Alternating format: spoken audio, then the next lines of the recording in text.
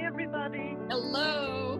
Hello. Hey there. Good morning. Hi, this is Michelle from Brooklyn. Monica is here from Belfast, Northern Ireland. This is Jasmine from New Hampshire. People, oh my goodness, from all over. We have Belgium, Spain, South Africa, China, Germany, Kosovo, Switzerland, Canada.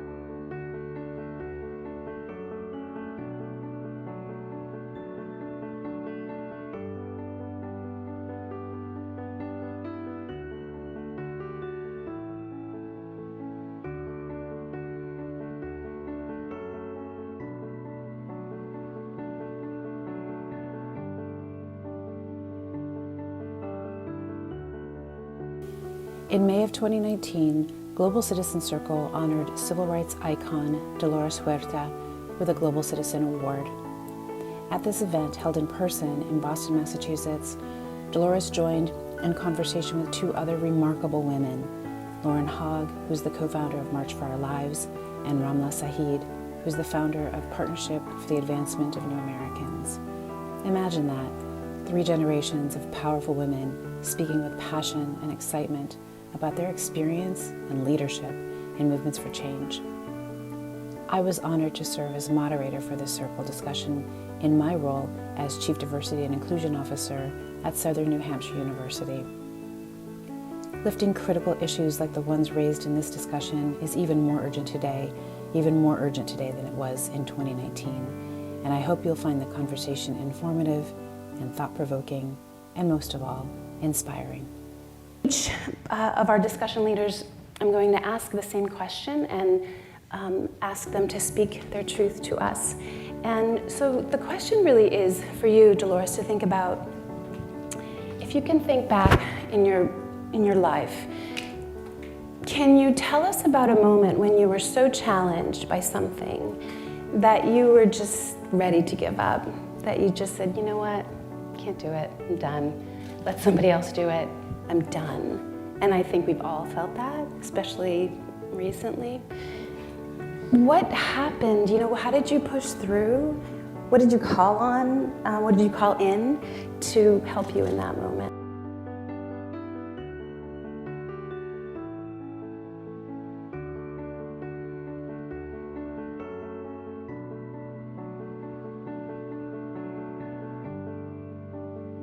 When I went down there to work with farm workers, then I thought, again, I had all the self-doubt. And I think this is what holds us back a lot, because we don't think we have the capacity or the skills, even if we want to help people. And in CSO, I did a lot of service work. You know, we help people out with immigration, police issues, school issues, etc. And Caesar used to write to me and say, you're doing too many services, you've got to organize people. So what happened when I went to, when we started the union, it was a whole different thing. It wasn't helping people, it was empowering people. You know, it was making them stand up for themselves. And that was like a whole different dynamic, you know. And he said, remember this, if they could have done it without you, it would have already happened. If they could have done it without you, it would have already happened. I think that basically a lot of us have to hold us back is, again, we have the self-doubt, and then of course we don't know. But the other thing I learned in my journey of activism is that you don't have to know everything. So when I went to Sacramento to start passing these laws and came to the US Congress, I didn't know how you pass a law, but I asked people, right? So I think to sum it all up, the main thing that we need to do is kind of ignore the self-doubt that all of us have. You know, ask for help to know how to do things, knowing that we don't have the capacity. And the other thing is when you organize people, they give you the answers.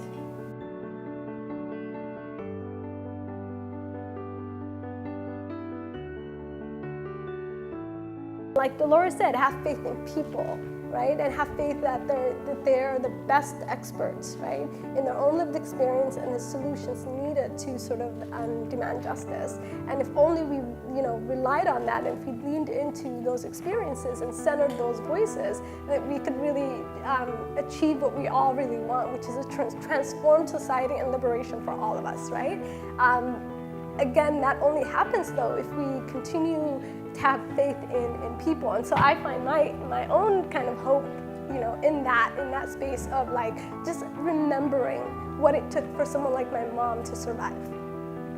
Right? To come to a new country, to not know the language, but to sort of to demand space when other people thought she didn't deserve it or didn't need it, or maybe that she didn't really understand what was going on, right? That she really stood up and became that model for me, and that model really sets people up like me to sort of grow up in a world where we feel like maybe things are impossible, right?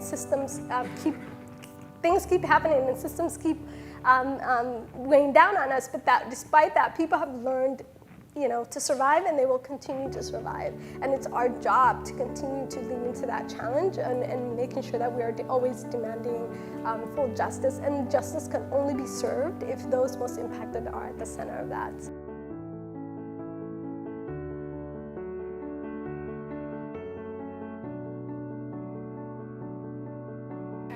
So I'm asked a lot about how I chose to become an activist and everything like that. And I really think for a lot of people, it's not that they chose to be an activist, it's that they had to become for their own survival and for their friends' survival. And for me, survival was really quite literal in my circumstance.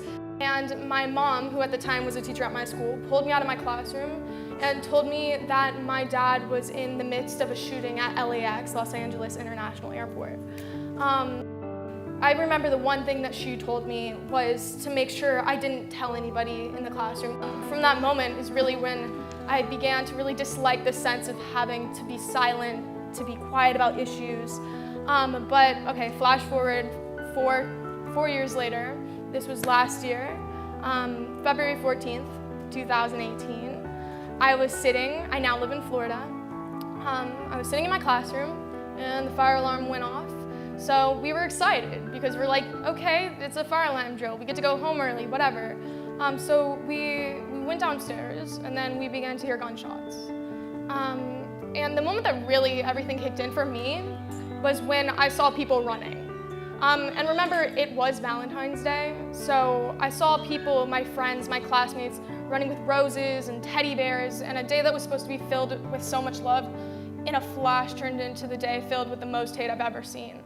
So I went back to my classroom. We ran back, practically tumbling over each other to get back to the classroom and to hide in the corner. And once again, I was surrounded by that silence. And that silence was a barrier for me. It was really a barrier in trying to survive, right? And I remember just sitting there wanting to scream. So I sat there in my classroom in the silence, and we watched on my friend's phone that was muted a helicopter footage over my school. And then soon enough, unfortunately, we began to get texts and messages from my friends who were in the building where the shooting was happening. And the worst was actually the videos. I saw videos of my good friends, my classmates, our teachers bleeding out on the floor. And to be silent while watching something so horrific is the worst feeling you could ever imagine. And I knew from that moment on that I never wanted to be silent again, because my silence, it felt as though was the reason that this happened to my school. It felt as though that my silence, since I was 9 years old, was the reason that this happened at my school, in my city, to my friends. And I knew that I couldn't let that go on any longer. So starting the next day, I was anything but silent. I just started talking to every single newscaster I could find, every single camera I could find to speak out on this issue. Because when I saw my friends' faces on the TV the day that I got home from school, I thought about growing up, and I've grown up in a time where I was literally born after Columbine, and I've seen Sandy Hook happen and all these other mass shootings happen. And even local shootings where there's people's faces, but it's almost human to think of them as characters and not as people, because it's almost too much of an emotional burden on ourselves to think that this is something that happens in the United States. So I started speaking out, and soon enough, me and 15 other, I think it was, Marjorie Stoneman Douglas students, my high school, were sitting on our friend's living room floor, and we decided to have a march in DC protesting against this type of violence. And we thought we would have like 200 people there, right? We thought it was just gonna be like our school. We're like, do you think the student government kids will come? And it was this whole thing. But luckily, with the use of social media, if you have kids, you yell at your kids for being on their phones too much. That's what really helped us start this movement, was being on our phones too much. I'm not kidding, yes. So using those tools that we've had, we brought together a nation somehow. It's almost like a blur in my mind. It was really going on the news and just hundreds of phone calls and working until we literally fell asleep in a mass group on the floor of organizing in my friend's house in his living room. We somehow organized the largest demonstration against gun violence the United States has ever seen in DC. I think the real thing that was my biggest barrier was myself, like you guys were saying. Sometimes it is yourself that is the biggest barrier, and thinking, I don't know how to do this. Just remember, if you ever think you don't have the power or the knowledge to do something with in regards to social justice, I was 14. So I didn't even take an American history class at a high school level when I did this. So don't let that hold you back. Just overall, I think in a time, in a nation where silence is almost the status quo, speaking out on any issue that you care about is really in itself an act of rebellion, an act of resilience. So I just ask of you, please go out and actually speak on issues that you care about, and never let that silence impede yourself as a being, and just continue forward.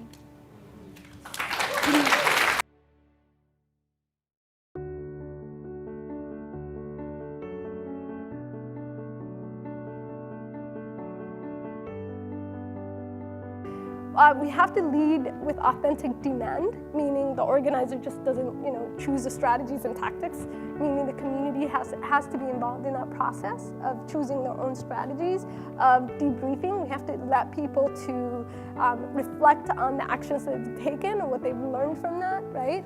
What feelings that they're sitting with. Making time for each other between the individuals who are organizing, so they're checking in with each other, but the organizer's job is also to build its leaders, so sitting with leaders, giving critical feedback from a place of love, right?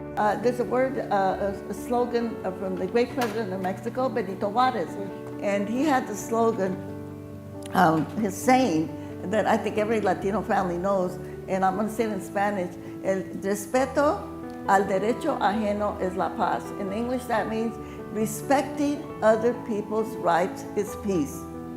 How many children you want to have? I had 11. But if you don't, my daughter Juanita likes dogs. She doesn't like kids, okay? Only nephews and nieces, okay? But that is a woman's right. That is her human right. Who you want to live with, who you want to marry, if it happens to be somebody of the same sex, that is your human right. And we should not intrude on that. And so respecting other people's rights is peace, okay? Respecting other people's rights is peace. And then respecting, and even when we are dealing with the haters, I would just say this, we don't want to return their hate with more hate. We have to try to return their hate with understanding. And we can pray that their ignorance is somehow removed, right? That they get illuminated, but then we have to try not to reciprocate with hate, because if we do, that just means that the hate grows. And so we've got to make sure that love grows and respect grows and humanity grows. On the idea of hate and love and optimism, pessimism, I just want to say, from my experience, March for Our Lives was not born really at the most optimistic time for a lot of us. It was a day after a lot of us lost our friends, our teachers, and our classmates to gun violence, literally being shot and murdered in the halls where we talk, have conversations, everything else. So I think, if I'm being honest, we were not optimistic. I'm completely honest about that. After what happened to us, we weren't optimistic. We were completely pessimistic. But the difference is that we were productive pessimists. We weren't passive pessimists. So many P words. So I think it's okay to be pessimist. It's okay to have this anger, frustration inside of you, but you have to be productive with it. Because that's the only way that, at least in my experience, anything has been done, is by being a productive pessimist.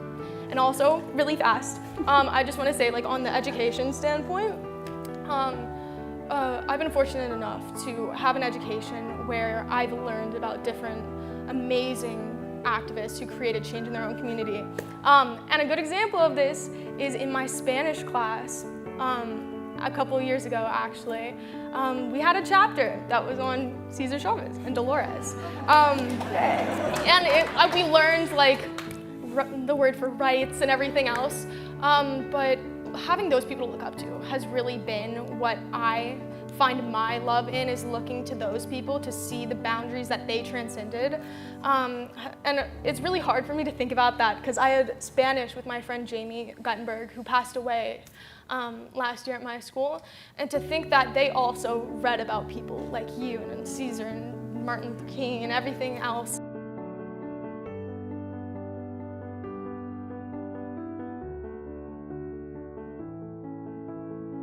I tell people we demonstrate to people, number one, to convince them that they have power and that they don't need somebody to come in and solve their issues for them. And we say to them, the power is in your person. This is all the power that you need. It's in your person, but you can't do it by yourself. You've got to have other people join you. You've got to form a group. You've got to form an organization to make this happen. Otherwise, it's not going to happen. And the other thing is that you have to be responsible, because if you do not join in, if you do not take action to solve your particular issue, it's never going to get solved. You know, so you've got to understand that you're the one that has to step up and do whatever, volunteer to do whatever it takes to solve this issue. Women have always been the bedrock of our communities, right, and have usually not gotten the credit that they deserve. And increasingly, I think we're in an era where we're starting to recognize those contributions much more, and we're given permission for young women particularly to sort of step up into that space and to be leaders and to be supported in that. But I think if I reflect on my own leadership, I think it was all women who really inspired me to step up into the scene, right, and to sort of be a part of something greater than myself. I'm just going to try to pull together what I think I heard, and I'm sure I will miss a lot, but just to recap and reflect a little bit. So in building movements for change, what I heard was start with yourself. You are powerful, you are brave, you're resilient, you're strong, and you're a role model. Ask for help, and that's a part of being powerful, is understanding when you're not powerful and when you're vulnerable and when to ask for help. Start small, 4 to 6 people in your living room is all you need, and then recruit. Don't cannibalize each other. Be true to your mission, be planful, communicate, educate, make laws, and above all, have hope and faith and love. Thank you so much. I would like to ask the audience a question, and I want them to answer me with a really loud voice. But I want you to shout it so loud that the neo-Nazis can hear us, okay? The white nationalists, the homophobes, you know, the misogynists, the sexual harassers, the bigots, okay? So that they can hear us, okay? So, are you ready? Yeah. Okay, let's go. Who's got the power? We have the power. What kind of power? People power. So after this wonderful panel, what are we going to do? Are we going to go out there? Are we going to organize? What do we say? And I would like to say it in Spanish. Si se puede, which means yes, we can. So what do we say? Are we going to go out there and organize? Si se puede. Muchas let's do it with an organized hand clap all together. Unify. Sí se puede. Sí se puede.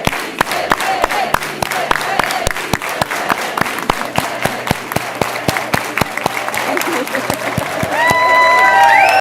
Kindness they show and their commitment to removing barriers across the globe is awe-inspiring. Global Citizen Circle gives me hope when often nothing else or no one else can. What do I love about Global Citizen Circle? There are a lot of things that I really love about you guys, but if I have to name a few, it's the opportunity to gather and to share and to learn from one another. The really global network that I found in Global Citizen Circle, and the warmth of the team that I get to work with very often. There's so much I love about Global Citizen Circle. Finding myself in a community of humanitarians who share access to real-time stories of what's going on and come together in a spirit of collaborative problem solving. I strongly love how the Global Citizen Cycle organization brings many people from different corners of the world together. And people get time to share their expertise and experience and also learn from each other to make the world a better place. Let's all take this small step together to make a better future for all time to come. Thank you, thank you, thank you.